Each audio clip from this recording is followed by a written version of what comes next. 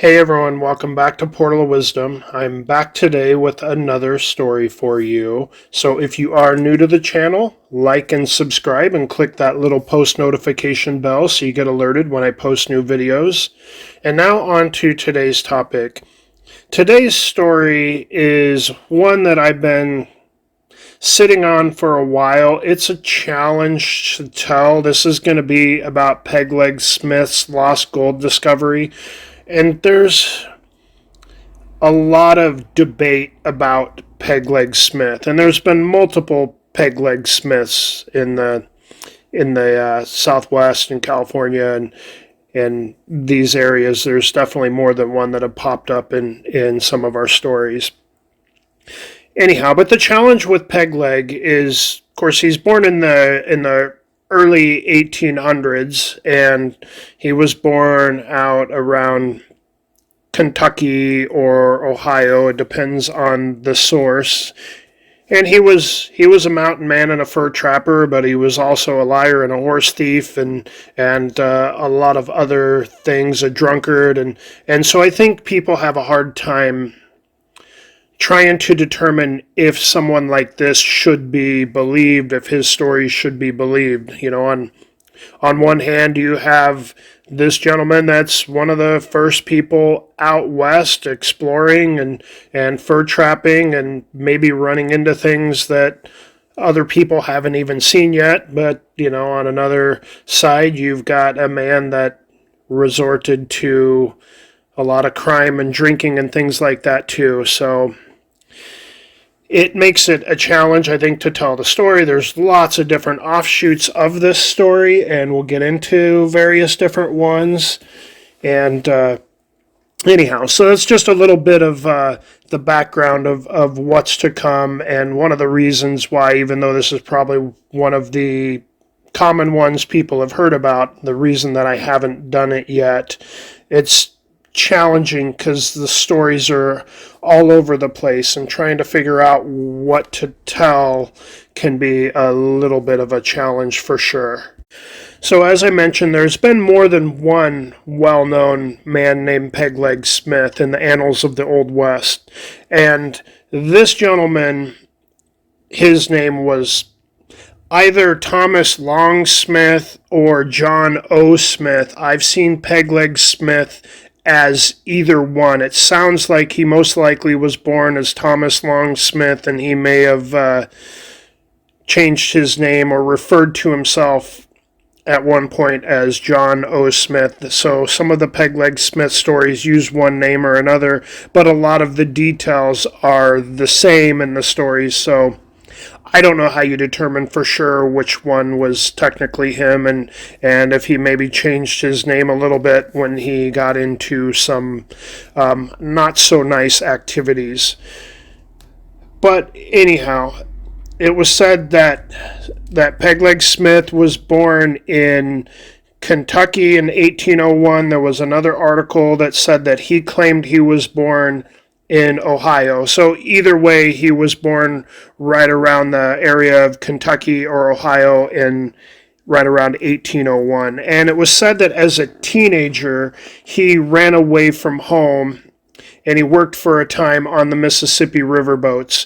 And I saw another article that stated that he ran away from home because he was running away from the law or some bad things he maybe did back home. But I couldn't find anything that related to what specifically he may have done. So that may have contributed to him heading out west and heading to the Mississippi River and working on some of the river boats that went up and down the Mississippi. And it was said that he eventually got off a boat in St. Louis, Missouri, and he began to work for John Jacob Astor as a fur trapper with other well-known mountain men like Jim Bridger and Kit Carson and Milton Sublette. So a little later, Pegleg Smith joined the expedition into New Mexico that was run by Alexander Legrand. And Smith served as a scout on this expedition, and technically he wasn't known as Pegleg Smith yet because he had both of his legs still at this point. But during this expedition, he was said to be shot in the knee by a local Native American, whatever the tribe was, wherever they were at in this New Mexico area at the time. And this ended up requiring the amputation of his leg below the knee. And from then on, he had a wooden leg below one of his knees. I saw another story, too, that said it wasn't a Native American, that he got in a altercation and someone may have used their revolver on his knee. I don't know what the case was for sure. But either way, around this point, he did end up having his leg amputated below the knee, and he ended up getting a wooden leg, and he had to learn to walk on this wooden leg. And it was said from then on that once he had his wooden leg and he was on more expeditions and he became a fur trapper again, and it was said that he was very skilled as a fur trapper, and his wooden leg apparently didn't impede his progress in hiking around or didn't impede his skills at all. So it was said that he was a very skilled trapper, and it was also said that he had become a skilled horseman again, because I guess once this happens, obviously, it's a little harder to walk and your balance is probably off and probably a little bit harder to climb onto a horse. So it said once he learned to get his balance down again, he became a very skilled horseman again, minus that one leg.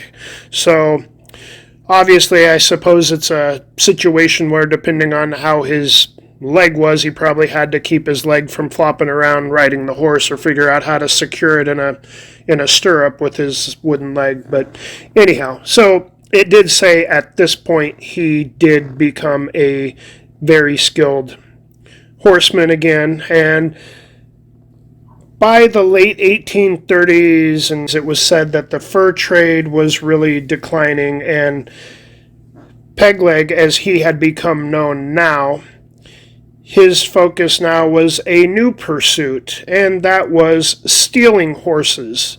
So at this point, he was in the Southwest, and he was said to steal only horses from large Mexican haciendas.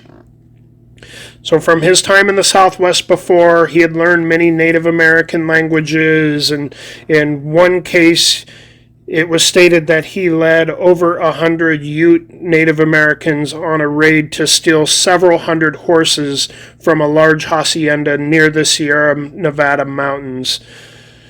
So at one point, Smith was riding with Old Bill Williams and Jim Beckworth, and was running the largest horse stealing operation in the Southwest, or what would become the Southwest United States.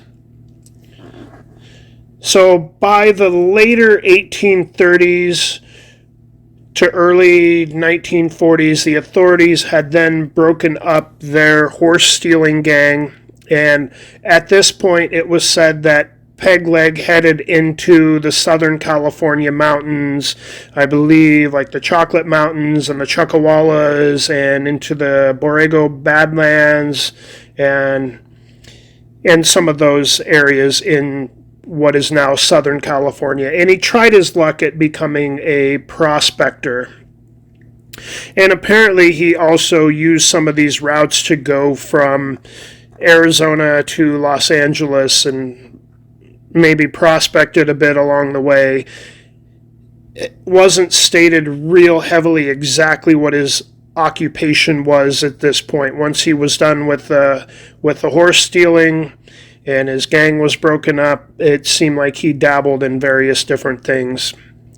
So it's mentioned that in 1852, Pegleg was heading from Yuma, Arizona to Los Angeles, California via Warner's Ranch. And I believe one of the articles I read said he was guiding some people, like a group of people. He was their guide. And he left the trail somewhere east of Warren's ranch to try to take a more direct route to the ranch. And somewhere along this shortcut, he picked up some dark rocks that he believed to be native copper. And these black rocks were found on top of one of 3 hills. And it was said that he climbed these hills to get his bearings. So apparently there seemed to have been 3 hills in a row. And he climbed up one of the hills to get a better idea of where he was or get a better sense of his direction. And he found these black, heavy rocks on the surface at the top of this particular hill. And apparently he pocketed them. He didn't think much of it. They just weighed a lot, and he thought that they were copper and kind of cool or whatever. So eventually, when he reaches Los Angeles, he shows them to a friend. And this friend was a much better mineralogist, and he knew that they needed to assay this ore to determine the metal content, because they could tell it was pretty heavy and there was some pretty heavy metals in there. And much to Pegleg's surprise, they were nearly pure gold coated in black desert varnish. So after this, it was said that Pegleg tried to retrace his steps back to this location that he found this gold, but he had no luck. Now, there were a lot of people who talked to Pegleg and went out into the desert to find this lost fortune, and many people also believe that since Pegleg had such a shady past, and he would tell this story for some free whiskey and beer at the saloon, that they believed that he was not to be trusted. But then there were some others that said that they saw the gold that Pegleg had, so it's hard to say if there is a complete truth to this story.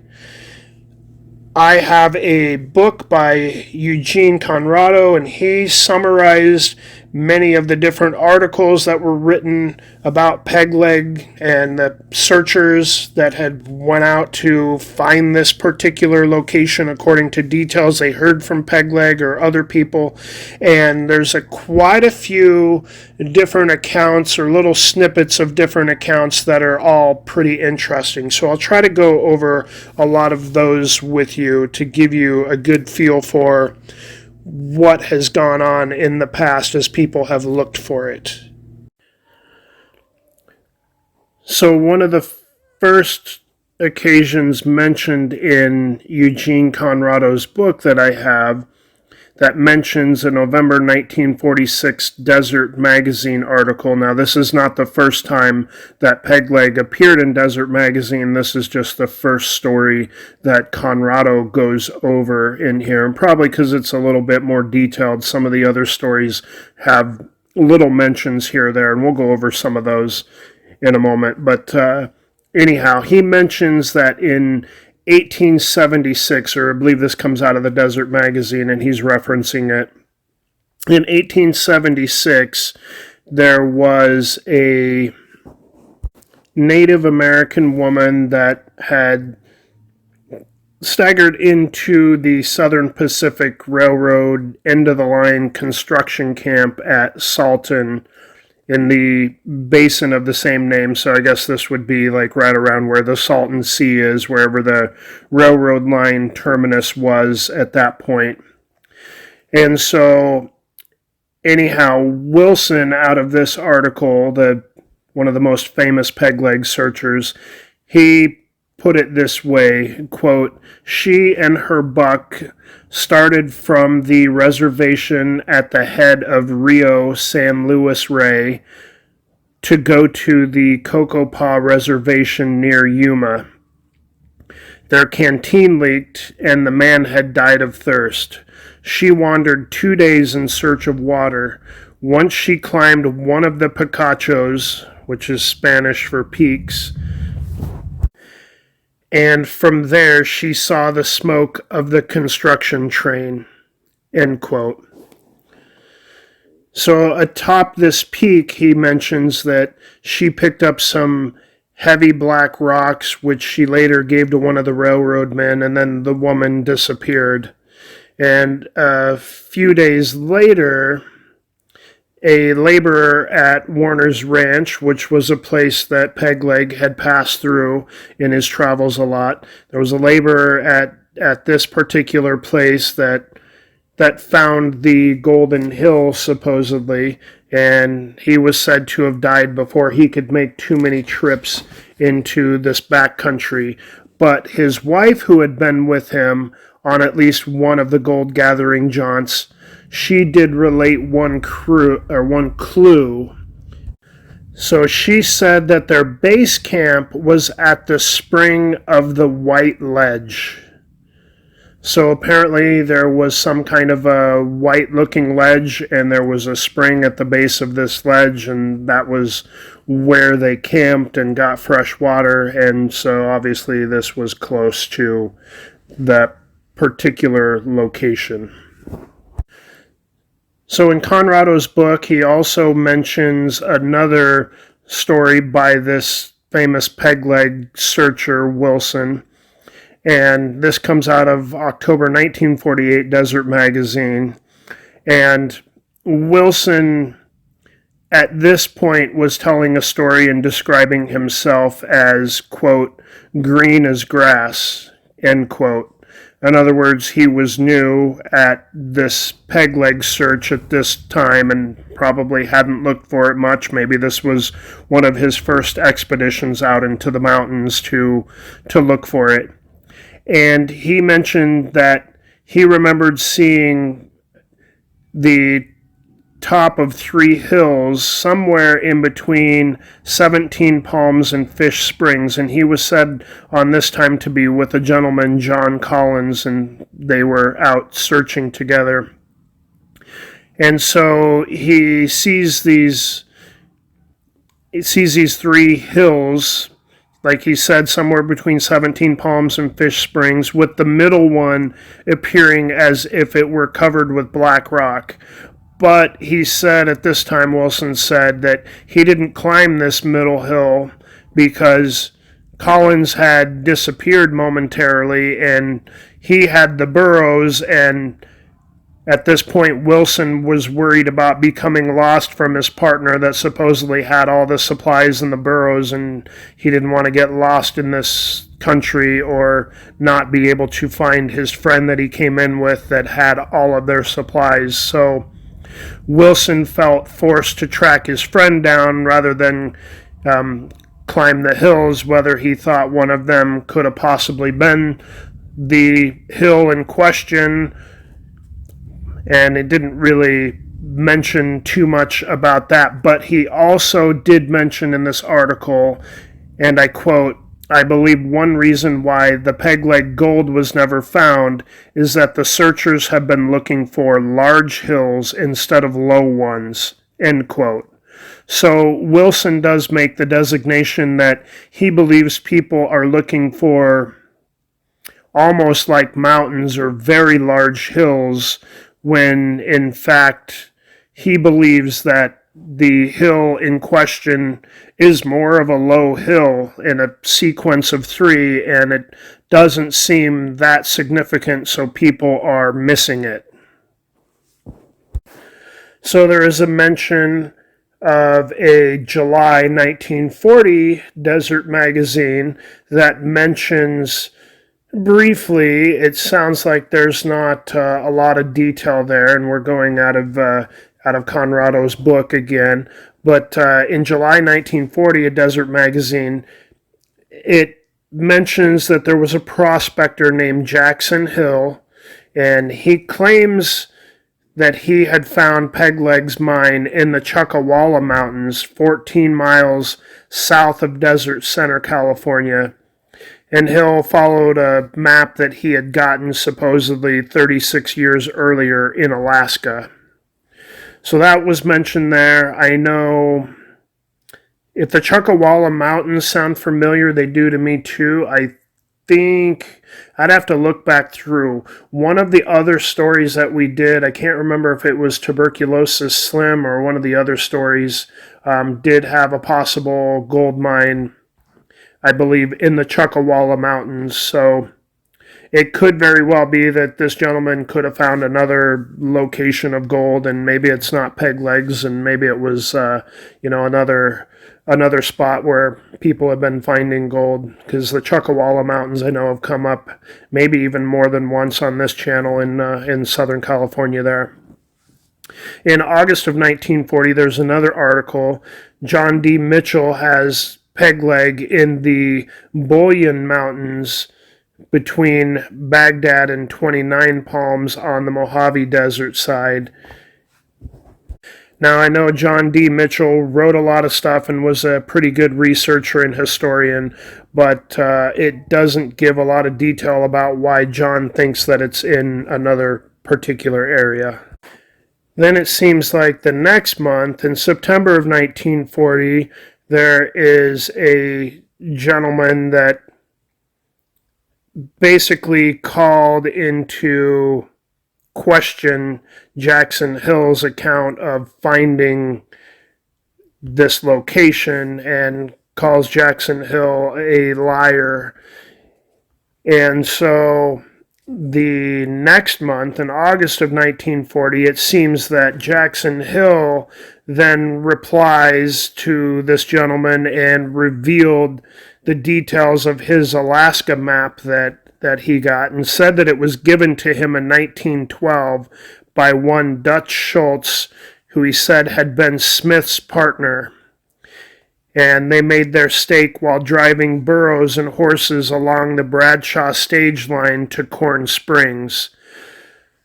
So apparently Jackson Hill elaborated those details in October of 1940 of how he came about the map and why he trusted the map and how he supposedly may have found this location.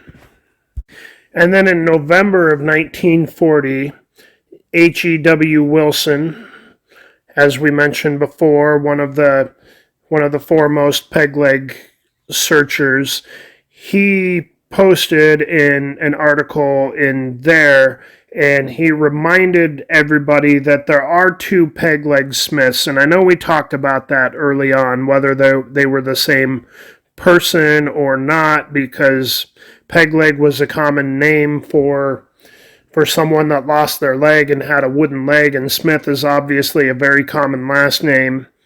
And he mentions that there were two Pegleg Smiths. One was John O. Smith, and the other one was Thomas Smith. And I know we mentioned that earlier. And he said with John O. Smith, they said that he was the one that found black nuggets, and the latter, Thomas Smith, was the one associated with a mine in the Chocolate Mountains, or this Pegleg Smith we're talking about. The Chocolate Mountains are, of course, in Southern California. In an article in October of 1947, there is a letter from a Harold Withrow of El Paso, and he writes that a man named Harry A. Pitts was in Nevada, 16 or 17 miles northwest of Indian Springs, in 1907 when he came across a miner who had been lost with his burros, and the man had found the lost Pegleg and had 20 sacks of ore but no burros, or apparently he had lost his burros. And so he had all these sacks of ore. Now, you can't carry 20 sacks of ore unless they're not that big of bags, if they're small little flour bags or something like that maybe, but I don't know what kind of sacks you would have. If they're big gunny sacks, they're going to be too heavy to carry 20 sacks of them. But anyhow, I guess that's my side note or side thoughts there. But anyhow, so this gentleman supposedly had found the lost Pegleg and had 20 sacks of ore, but no burros by this point, and Pitts did the hauling in his wagon in exchange for one of the sacks of ore, And much later, he sold the sack's contents for $2,300, it states. So he finds a man wandering around the desert, lost his burros, has a bunch of sacks of ore, says he found the lost peg leg, and he takes one of the bags of ore and cashes it in for $2,300. That's mentioned in October 1947 issue. So I told you there's a lot here, and it does mention the lost peg leg is one of the most infamous lost gold finds out there that's been looked for a lot and has a lot of references to these different people searching, and there's quite a few more here, but this one also seems fairly significant too. This is December 1947, and Lewis Kellerhalls, he was mentioning his source as Fig Tree John, and says Pegleg got all of his gold from his Mojave Native American wife, and the bride took it from tribal stores and was not permitted to tell her husband the whereabouts of the Mojave's placer gold. Pegleg ran off to Los Angeles to sell the gold that he had been given. Later, his wife followed him, and it was she who stumbled into Glamis nearly dead and with a shawl full of black nuggets.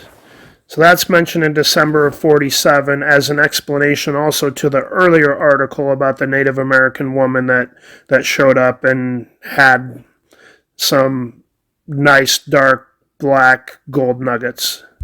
So in February of 1951, there's another article, and this one is by John D. Mitchell, another famous researcher and lost desert searcher. And John D. Mitchell said he believes the Lost Buttes are located near the point where the eastern ends of the Chuckawalla and Chocolate Mountains converge on the north side of the Salton Sea.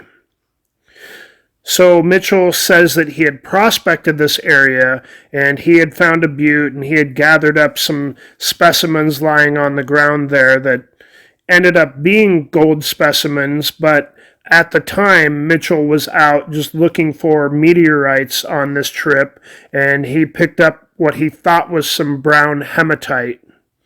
And these specimens, he picked them up, and I don't know, he must have cataloged them or something, because it's stated that later, about 20 years later, he found out that they actually contained gold.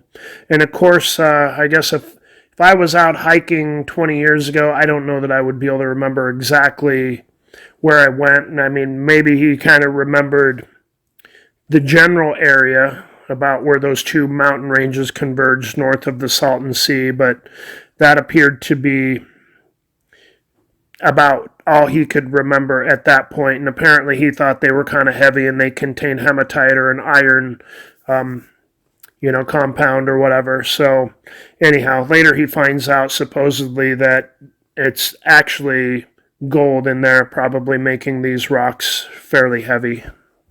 And then you've got others that completely believe that Pegleg Smith was a liar and a drunkard and would tell any story he could to get some free drinks. And there is a mention in August of 57 where the article quotes a Major Horace Bell from 1870, and he mentions that the author had little faith in the actual existence of the Pegleg mine because it was reported that Pegleg was an artistic old liar, and Pegleg Smith, whom he had the honor of knowing, liked to sit around the old Bella Union bar telling big lies and drinking free whiskey. So those are quite a few of the different mentions of Pegleg in a lot of different desert magazine articles, and there's even a few I didn't read there because they're just so numerous, which is why it was very convenient to just go to the book And Eugene Conrado did a great job of putting all this stuff together, because literally for me to go through and read a couple of pages on each one of those to sum up a few sentences of the most important details or different details or how the stories differed, it would have taken even more time to do that, to create a story, to tell the general consensus of Pegleg. And this is why I haven't done this story yet. I've known about the Pegleg for a long time. It's just, he's such a contradictory character, and the fact that there are two Pegleg Smiths, and they do cross paths at times and locations and stuff like that. Now, the contradiction with Pegleg is, it does seem like he was skilled in the wilds, but he also was someone that liked to tell these tall tales and maybe get some free drinks, and maybe he relied on that even more as he got older. And so some people had a hard time believing what he had to say, but he also was one of the earlier people out west on fur trapping expeditions and a lot of other things like that. So in a certain sense, you can see someone like that, whether they're a likable person or not, you can see them potentially finding some gold before many white men were out west. So in a case like that, even if a liar or drunkard finds something like that, then a lot of people may not believe them, but sometimes there is dumb luck. But he also seems like he was a pretty skilled outdoorsman too, so he does seem to be a very contradictory character. And people, I guess the people that knew him had different ideas of who he was or if he was to be believed. And obviously there's lots of references of a lot of people that went out and looked for the lost Pegleg, and so it seems like there maybe was enough evidence that people really believed that there is a lost Pegleg mine out there. And I guess with that and Desert Magazine picking it up so many times to do stories on different people out there looking, it seems like they truly believed it was out there too. And some of this might come from certain people that you have to feel like in the very early stages, after he found this gold, you have to feel like there were people that saw it. Because if he was an acquaintance of yours and you saw this gold, you probably are going to feel like, well, he's obviously to be believed because we found it or we saw it. But if the other story is true, and if he had a Native American wife, and I think that part actually was true, and if the gold actually came through her tribal people and he acquired some that way, then that could also explain why he had this gold and maybe made up a story of where he found it rather than mentioning that he took it from his wife's tribal people. That could also account for it. So, with that being said, there's a lot of possibilities of Pegleg's treasure and what the real story is. And so that's why we've shared all these different angles, because the truth probably lies in the middle there somewhere, and it's up to everyone to make up their decision on what they feel about what the real truth may be. But a lot of people did go out and look for it, so it appears there probably was some gold, but do we know for sure where it came from? Maybe he made up the story of the three low hills and where he found it, or maybe he didn't. Maybe it was just dumb luck and that is where he found it. So anyhow, we may never know, but that is the story of Pegleg Smith and his lost gold discovery. Thanks for listening.